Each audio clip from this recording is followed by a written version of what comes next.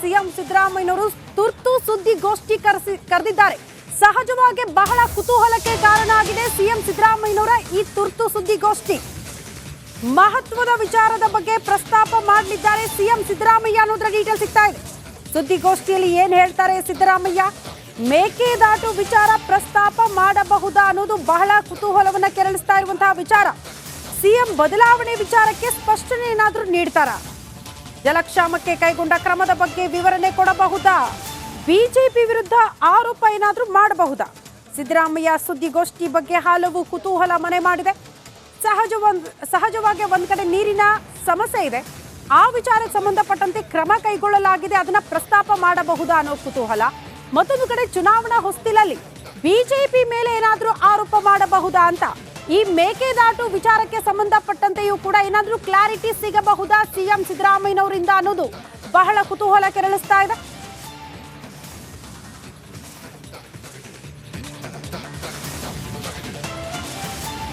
ಈ ಬಗ್ಗೆ ಮತ್ತಷ್ಟು ಡೀಟೇಲ್ಸ್ ಅನ್ನು ಕೊಡ್ತಾ ಹೋಗ್ತಾರೆ ಪೊಲಿಟಿಕಲ್ ಬ್ಯೂರೋ ಹೆಡ್ ವಿಜಯ್. ನೇರ ಸಂಪರ್ಕದಲ್ಲಿ ಜಾಯಿನ್ ಆಗ್ತಿದ್ದಾರೆ. ವಿಜಯ್, 3 ಗಂಟೆಗೆ ತುರ್ತು ಸುದ್ದಿಗೋಷ್ಠಿ ಕರೆದಿದ್ದಾರೆ ಸಿಎಂ. ಏನಿರಬಹುದು, ಏನೆಲ್ಲ ಪ್ರಸ್ತಾಪ ಆಗಬಹುದು, ಏನ್ ನಿರೀಕ್ಷೆ ಮಾಡಬಹುದು?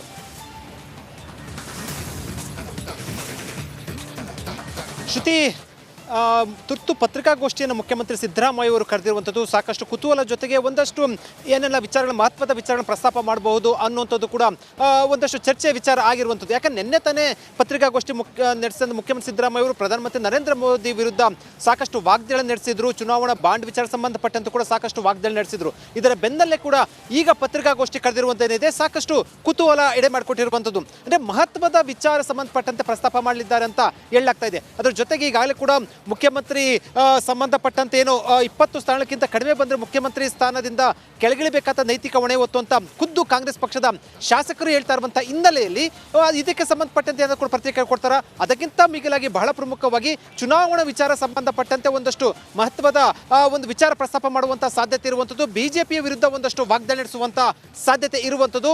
3 ಗಂಟೆಗಿಂತ ಕೆಲವೇ ಹೊತ್ತಿನಲ್ಲಿ ಪತ್ರಿಕಾಗೋಷ್ಠಿ ಆರಂಭ ಆಗಲಿದೆ. ನಿನ್ನೆ ತಾನೇ ಪತ್ರಿಕಾಗೋಷ್ಠಿ ನಡೆಸಿ ಈ ಒಂದು ಪತ್ರಿಕಾಗೋಷ್ಠಿ ತುರ್ತು ಕರೆದಿರುವಂಥದ್ದೇನಿದೆ ಒಂದಷ್ಟು ರಾಜಕೀಯವಾಗಿ ಒಂದಷ್ಟು ಮಹತ್ವವನ್ನು ಪಡೆದುಕೊಂಡಿರುವಂಥದ್ದು. ಶ್ರುತಿ. ಓಕೆ ವಿಜಯ್, ಧನ್ಯವಾದಗಳು ತಮ್ಮೆಲ್ಲ